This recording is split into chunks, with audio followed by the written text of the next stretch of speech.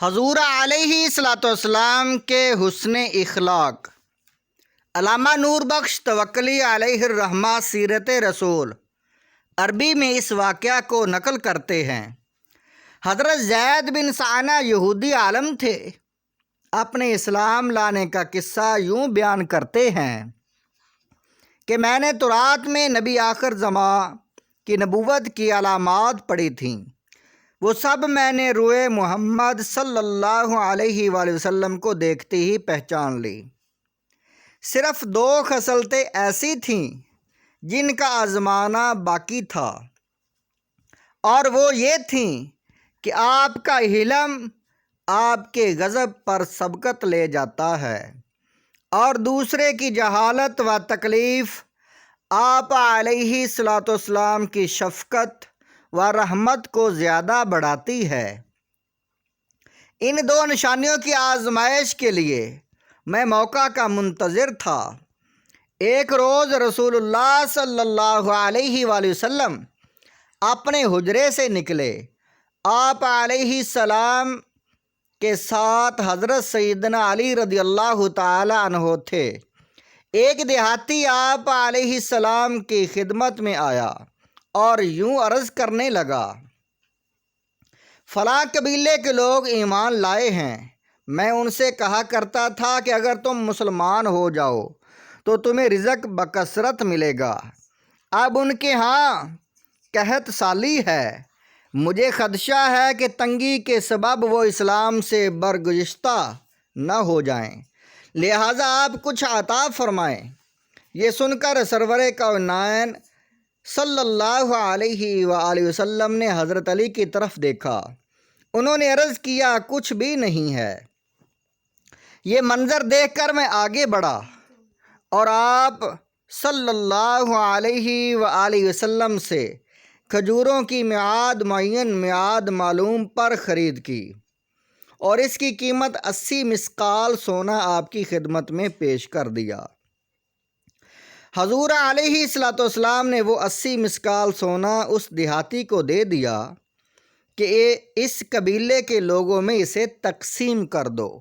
جب مدت ختم ہونے میں 3 دن باقی رہ گئے تو میں آپ علیہ السلام صلی اللہ علیہ وآلہ وسلم کے پاس جا کر آپ کی قمیض اور چادر کے دامن کو پکڑ کر گور گور کر دیکھ کر یوں کہنے لگا، اے محمد صلی اللہ علیہ وآلہ وسلم، کیا تو میرا حق ادا نہیں کرتا؟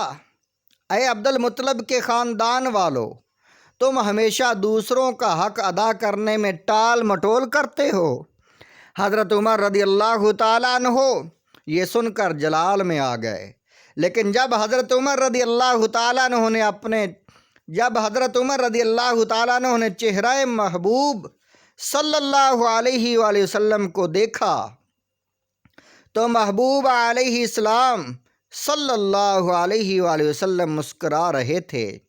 نبی پاک صلی اللہ علیہ وآلہ وسلم نے حضرت عمر رضی اللہ تعالیٰ عنہ سے فرمایا، اس کو لے جاؤ اور اس کا حق ادا کرو، اور اسے مزید 20 صاع کھجوریں اور دے دینا۔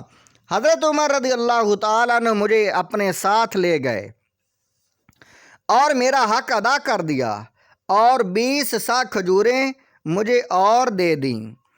میں نے حضرت عمر رضی اللہ تعالیٰ عنہ سے کہا، کیا تم مجھے پہچانتے ہو؟ فرمایا، نہیں۔ میں نے کہا، میں زید بن ثعلبہ ہوں۔ فرمایا، وہی زید جو یہودیوں کا عالم ہے؟ میں نے کہا، ہاں۔ پھر پوچھا کہ تو نے رسول اللہ صلی اللہ علیہ وسلم کے ساتھ ایسا سلوک کیوں کیا؟